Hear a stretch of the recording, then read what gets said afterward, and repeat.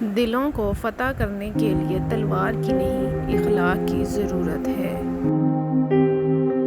رشتے نبھانے کا ظرف نہ ہو تو رشتے بنانے سے بھی گریز کیجیے۔ تربیت کی کمی کو تعلیم قطعاً پورا نہیں کر سکتی۔ انسان کو خاموش اور عقل مند اس کی عمر نہیں بلکہ اس کی ذمہ داریاں بناتی ہیں۔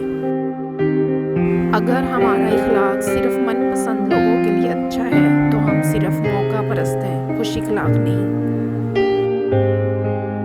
خاموشی نامناسب سوالوں کا بہترین جواب ہے اور مسکراہٹ ہر حالات کا بہترین رد عمل ہے۔